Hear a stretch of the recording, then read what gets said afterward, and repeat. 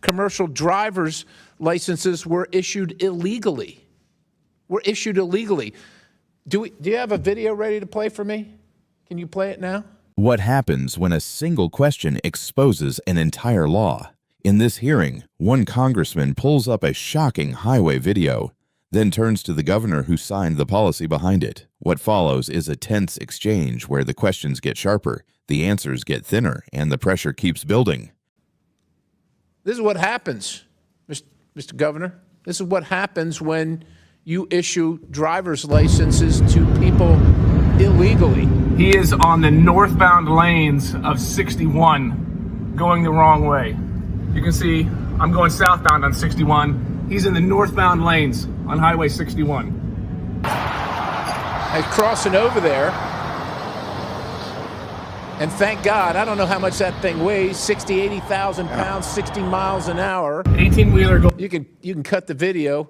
He was licensed in your state under a law that you signed that precludes federal officials, your federal partners as you call them, from determining whether they're here illegally. That guy that was driving that truck couldn't pass the test. He didn't pass the test out on the road.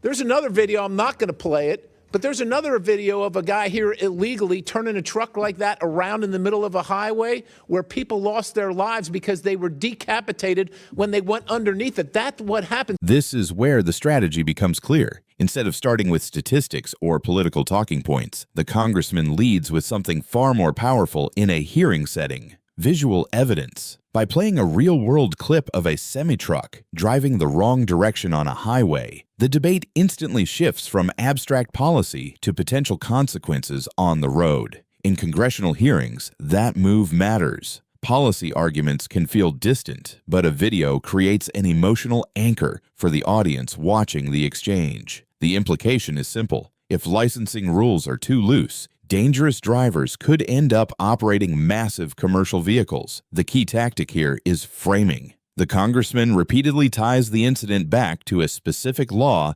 signed by the governor. Whether or not the individual incident directly proves the broader policy argument, the goal is to create a narrative link between the legislation and the safety concern. From a debate standpoint, this opening move sets the tone. It forces the governor onto defense before the main questioning even begins, because now every answer will be judged against the image the audience just saw on screen. Chair now recognizes Mr. Perry from Pennsylvania.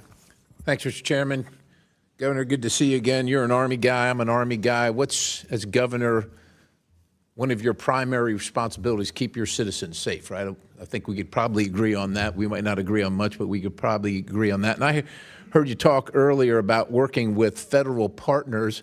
Now, there's a lot been discussed here about fraud of various kinds, but I want to talk about something that seems to me, quite honestly, a dereliction of duty, or certainly a huge lapse in judgment. And you were governor in October of 2023, right? I just want to make sure That's we're correct, on the same page here. And you signed the Minnesota Driver's Licenses for All Act.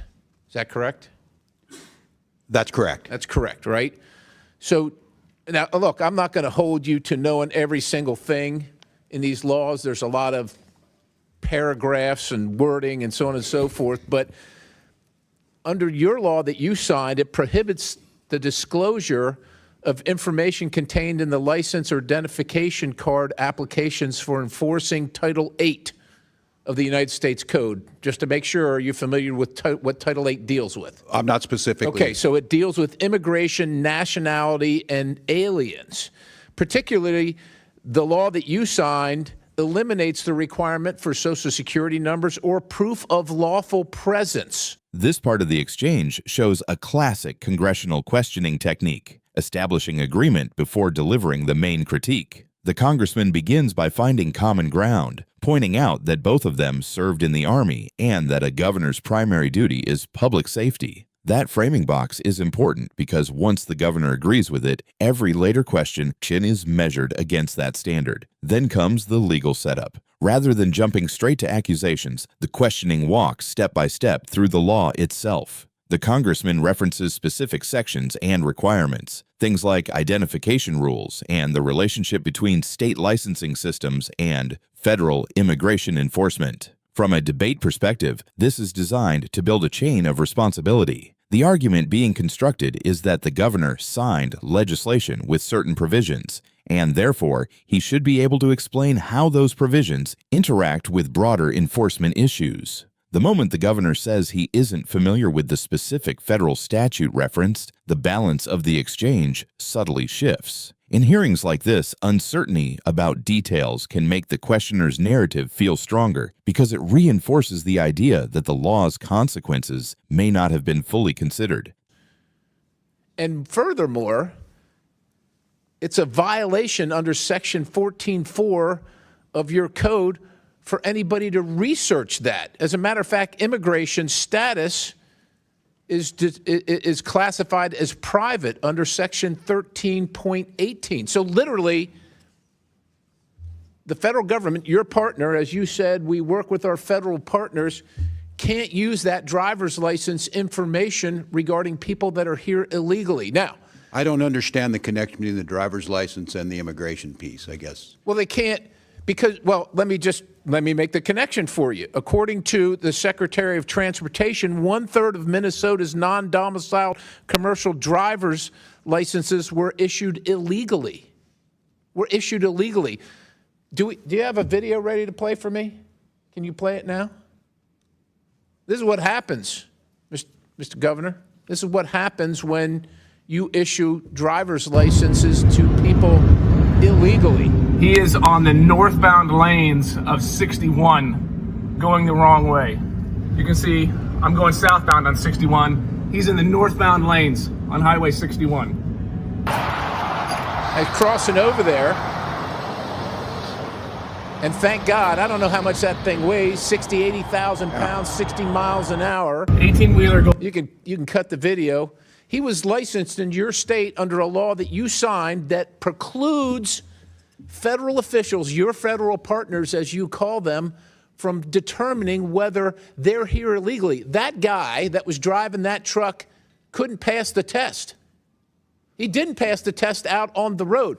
There's another video, I'm not going to play it, but there's another video of a guy here illegally turning a truck like that around in the middle of a highway where people lost their lives because they were decapitated when they went underneath it. That's what happened. So my question for you is, this should be easy. Yep. What are you going to do to rectify the law that you signed that allows people here illegally to get a CDL? This is the turning point of the exchange. After building the legal framework and showing the video example, the congressman distills everything down to a single direct question. What will be done to change the law? In congressional debates, that kind of question is designed to force a clear policy position. The governor now has two basic options: defend the law as written or signal that changes might be needed. Instead, his responses focus on broader statistics about road safety in the state. That creates a clash of arguments. The congressman is arguing from individual examples and legal provisions, while the governor shifts to statewide data and overall safety rankings. Both approaches are common in political debates. One emphasizes specific incidents, the other emphasizes trends. The tension viewers feel comes from that mismatch. Each side is answering from a different frame of reference, which makes the exchange feel like it's circling rather than resolving. But from a debate strategy perspective, the congressman's goal has already been achieved. The conversation has stayed centered on the law he wanted to highlight. That tape was in Missouri, not in your state. Look, if you don't want to protect the people in your state, I guess that's your business and the business of your voters. But that driver was driving in Missouri. And if he'd have hit a bunch of people, quite honestly, to me, you could have been held liable. Yeah. Well, Congressman, first of all, Minnesota ranks in the top 3 safest states by highway data from your own department. Highway data. The data from the Department of Transportation for highway safety. We have the 3rd. We want everybody on our roads to be licensed. So are you saying based on that you're okay? I'm not okay with that. I'm not okay with you or I speeding. I'm not okay with DUIs. But you signed this law that allows for that. You signed it. And you're going to do nothing about it? I can't speak to the specific on the CDL. What I can tell you is I referenced your law. It says House of Representatives, State of Minnesota. And I know there's a lot of words here. Case. I just know our roads are safer. Exactly the sections that allow for this to happen and preclude federal enforcement regarding immigration and the illegality of people receiving CDLs under your state's Driver provisions. safety and immigration are two separate things. Anybody, had that been a citizen or not, it's still tragic, it's wrong, we shouldn't do it. What I'm telling you is in Minnesota, we have the third safest roads in the country. So you're good. So you're good with this practice. I'm not good with that. Well, what are you good what with? we do. Because that's what's happening under your law. Well, I can't speak to the specific on if it's an outlier. We give license to people who then eventually... People Governor, get I'm gonna DUIs yield. after we issue them a That license. happened last month. This is March. That happened a week and a half ago. Yeah, I don't Are you know. familiar? That's wrong. And look, But you're not going to do anything. Sure, we're going to do What are things. you going to There are do? traffic laws What, against what, them. what are we going to do? Was this person arrested? I sure hope so. Well, that's good. And but he was licensed in your state under your law that you signed about a year and a half ago. Every day we give licenses and people speed. So we ticket them and try and stop that. What I'm telling you is I don't understand the connection between He's here licensing. illegally. He can't read, and he got a license under your can't speak to provisions, the and he's specifics. driving all across the country, imperiling everybody else. That's the connection. I can't speak Thank because you. the data Chair, I shows yield. Minnesota is one of the safest driving states in the country. I don't know what to tell you. And other states driving impaired. I don't Thank know. you, Mr. specifically. Perry.